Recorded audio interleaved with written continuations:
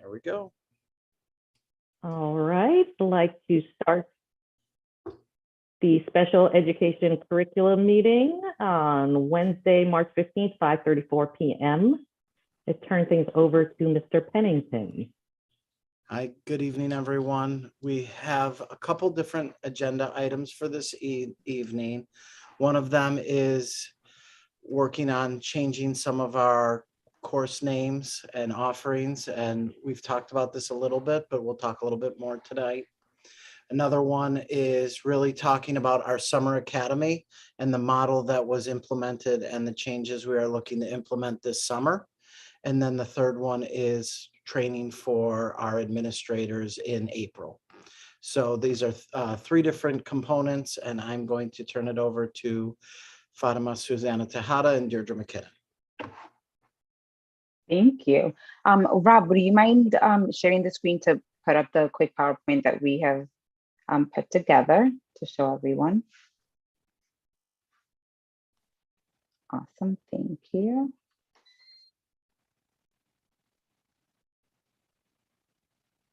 All right, okay. So just, again, we're gonna be talking about some of the new and exciting, I think, things that have been going on with our specialized learning department. One of those being the first thing, if you can just click onto the next slide, Rob, our specialized learning website. So as some of you might know, we do have a specific page dedicated to our specialized learning community. In that website, we are continuously just updating our special education department programs. And currently what will be updated is our two new program names. So we have updated two of our classrooms, STARS being one of them, which means a successful transition achieved through responsive support. And this classroom is at Rowayton, Ponus, Nathan Hale, Brian McMahon, and Norwalk High. This is formerly known as the special class. So again, we just want to give our classrooms a more sort of positive connotation when we're referring to our students. The other updated name is the Literacy Academy at Merrimack and West Rocks, which is formerly known as a transition class. And again, this class is mostly based on that OG methodology and being able to support our students in that specific literacy domain, which is why we thought changing it from transition to literacy would be a good again, positive connotation to the classroom. If you can go to the next slide, Rob. So the new programs, when you go onto our Norwalk Public Schools website, you'll see in red the name that it was changed to versus the name that it was previously known as. The way that you would find this is you would go to our NPS website, you would go under academics and click on special ed programs, and you will be able to find all of the programs, the ones with the new names and as well as the ones that we currently have by just clicking on that down arrow to find the specific program, the program services, the age range, class size, program description, etc. If you can click on to the next, I wanted to stop and take a few minutes or a few seconds here to see if you had any questions regarding the new program names or had any feedback on those. Fatima, if you could just connect with Brenda on the keywords that they're linked to in the search, because when you search for keywords associated with those two new programs, they don't pop up. Okay, wonderful. I actually just emailed her this afternoon, so I'll circle back with her. All right. I had a question about the STARS program. Sure. How are you going to distinguish between, like, you can't say STARS high school program because we have two high schools. So are we going to distinguish it by saying STARS at Brian McMahon and STARS at Norwalk High? And then are there going to be different like levels of STARS programs? So we currently have them at each level. So we have them we have a classroom in Rowayton, Ponus, Nathan Hale, and then one at each of the high schools. So we do already have that. So is there Mhm. the reason for 2 is just because of the numbers? We have more numbers than we have classes At the high school level? and the middle level. Right. Yeah. So we have a big group of our students. So when we want to make sure that we have them in each of the areas in which we see more of those students having to go to their home schools. And just the difference is where their location is, right? On if they go to which middle school or which high school, correct? Correct. Got it. Thank you. Absolutely. And I'll just add that there are Mhm. 2 different classes at Rowayton. I don't know if that was, there's a K2 class and a 3-5 class. So I just I was want. just going to ask that. Thank you. So we have 2, 2, and 2.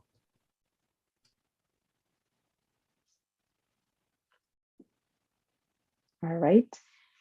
Yeah, we can go over to our Summer Academy program. So for Summer Academy and the extended school year, so we have also made a slight switch that I think is going to be, again, sort of more positive for our students. In our former Summer Academy model, the students worked on academics with teachers and similarly abled peer group. And then they would participate in Summer Academy for specials, recess field trips with their typically developing peers. What we are currently moving into, the present model, is basically students following their typical school day schedule, in which they will receive either push in or pull out services, which would allow more time for them to actually interact with their non-disabled peers. And again, this would be also included they'll also be included in the lunch, recess, field trips, and specials, as they would during their regular school day. When I came in, I thought it was not disruptive, but I thought it would be, like, since we're moving into that more sort of inclusive model, it would be a more positive and interaction between the students, and also sort of less disruptive in what they are used to during the school year, and then transitioning into that Summer Academy or extended school year day. If you can click over to the next slide, Rob, please. Thank you. And then again, the actual instructional schedule won't change much, but it'll be more of that interaction and where the kids are, the actual physical locations of our students, that'll be more of the difference. So this is what on the left-hand side, what a K3 instructional schedule looks like. And on the right side, you'll have your 4-5 and your 6-8, and then our high schoolers have, depending on what they're missing, is how they get their supports, and the students who are in the programmatic ESY will again remain with their peer group and in that setting as well. All right, so again, just a quick snapshot of what the typical day looks like and what it'll continue to look like for our students during the Summer Academy time. And this is in particular a co-teaching classroom. So does anybody have any questions about the new model? So this is Jen. I don't have a question. I just want to say kudos, finally. As a Sped mom with a Ready to go? Yes or no? as a Sped mom whose kiddo has social issues, that was always my biggest concern with ESY, is there was no peer model for him as typical. And this is going to help so many kids. And I think this is a wonderful opportunity for so many. Good. That was the intent. I'm glad you see it that way. We want to make sure that we're giving them those positive peer model experiences. So we believe that keeping that Summer Academy time with a less sort of, again, transition from what they're usually seeing in their regularly scheduled days will be a positive move for them. I had a quick question. You had mentioned something about co-taught. So are those rooms going to be co-taught then with those students, or are they just being pulled out when they have? Right. So we're gonna remain with this the same sort of, again, following sort of the same models that we would in the regular school year. And then if the student needs that support as stated on their IEP, then that's how we will continue to provide the support to the students.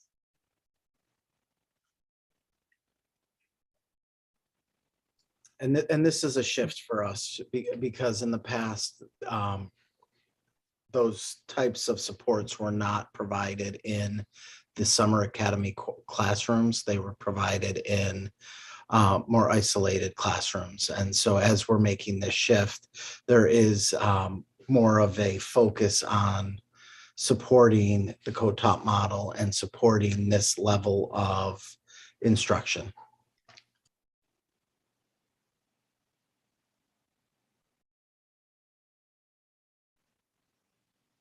All right.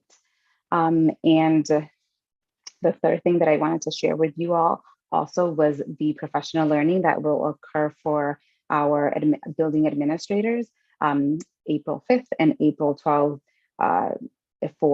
April 5th will be our principals, and APs and CISDs will occur on April 12th. So two of the professional development, I guess, focus or groups that are happening on that day will one be presented by CES, which is Cooperative Educational Services.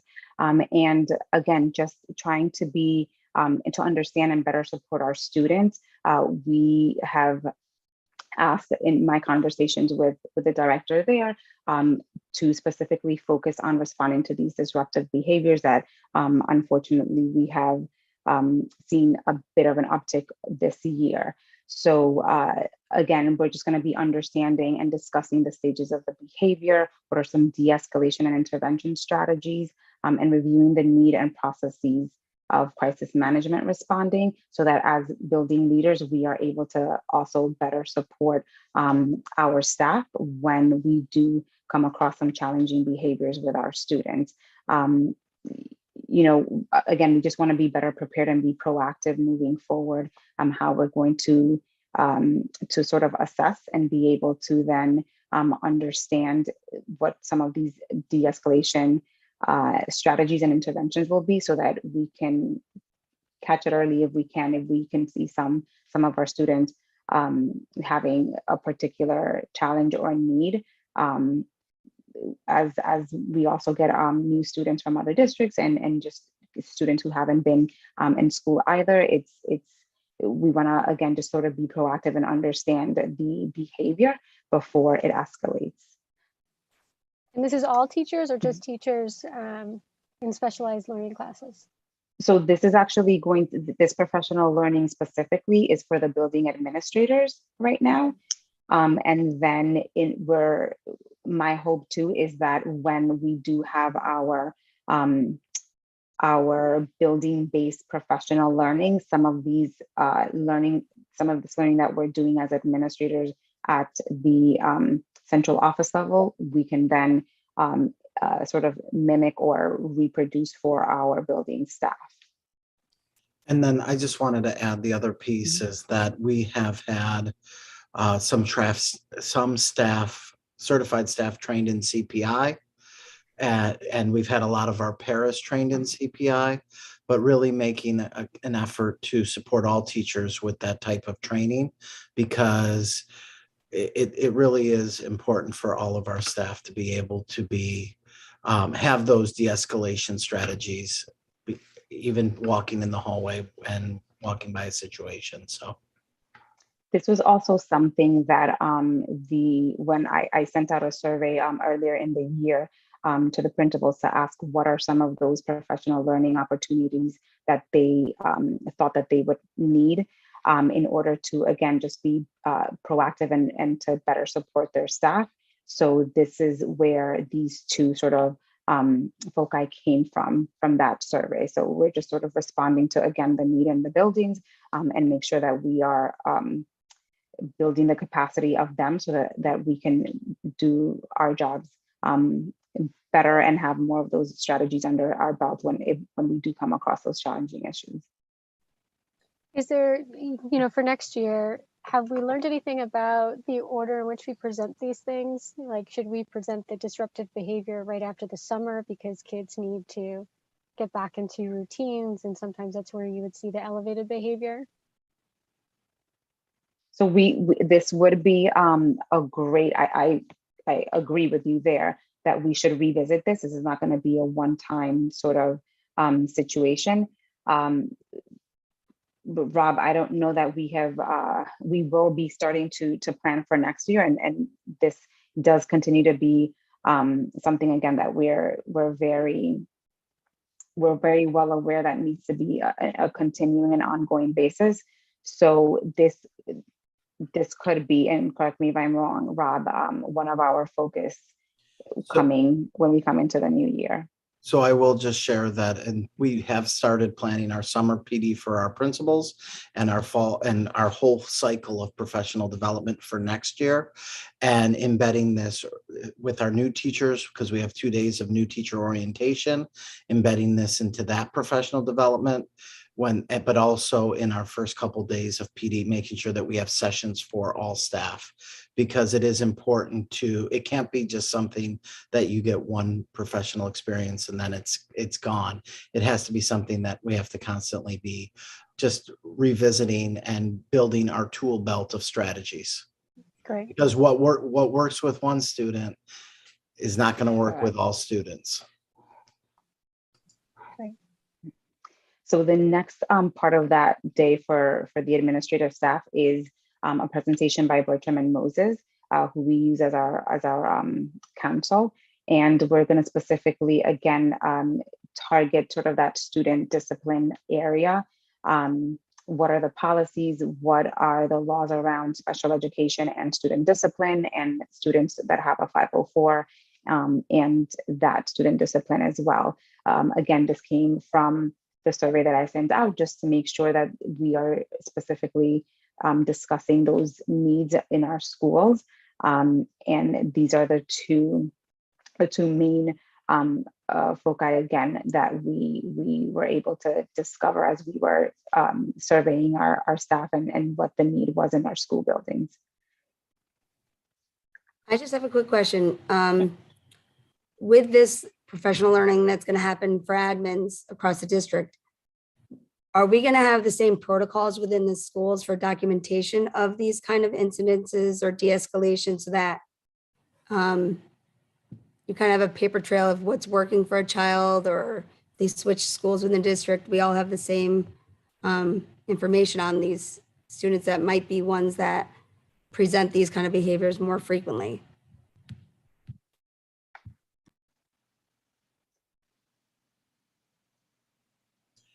I think that it's important. I know that in our secondary schools that we're using Power School that tracks a lot of this information, but it is going to be important that we have some of that information in the student's file, just as even going from class to class, so that we have some information. But in terms, a lot of this is going to just be around de-escalation and supports to help us to really move into how are we best supporting, because every behavior has something that has caused it, and how can we support all of our students and through the issue.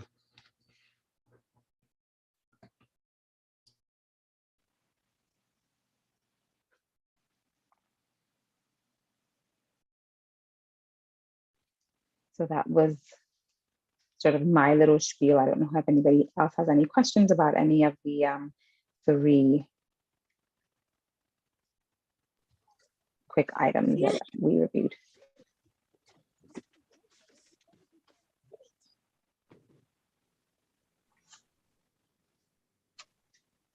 I just have some questions about the professional development, and I agree the behaviors are upticking all over the district.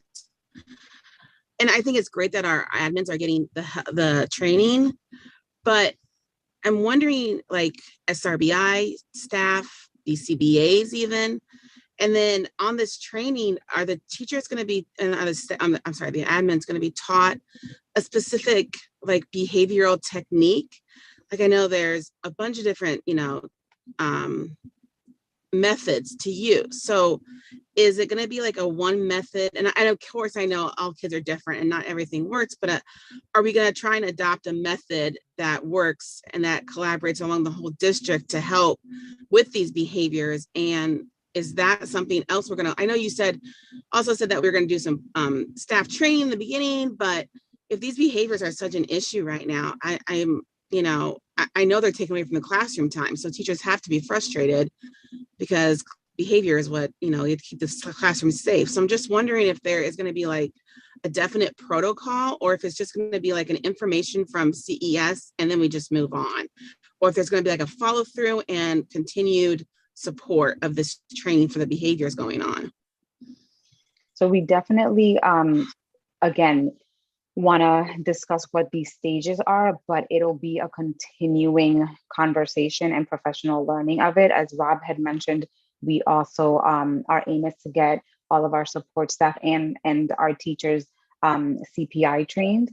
And again, whenever we sort of find, and we also have to remember, whenever, as you guys had also mentioned, one thing might work for a student, doesn't mean that it's going to be sort of a prescription for everyone else. How in terms of how we what strategies we use. We also involve in this process SRBI. So SRBI in terms of that behavior piece is something that we're also working on, so that we can have the continuous conversation and professional learning, not only for our support staff, but for our teachers, and again, starting with our administrators as well, so that they can help support our teachers in the classroom if this occurs. And because the BCBAs and RBTs are also have their trainings as well, those supports would transfer over into that classroom setting, and we could ourselves in-house, instead of calling over the CES staff to come and support, we would be able to look to each other to help when these things occur. So just sort of building that capacity amongst the district.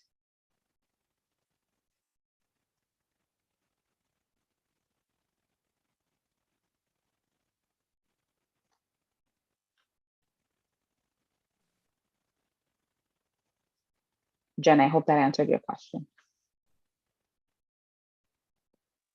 Sorry. Yes. Thank you. Okay. I was having a hard time finding the mute on my phone. I apologize. That's okay. And for the minute takers benefit, the other iPhone is Marissa Mangone. Okay.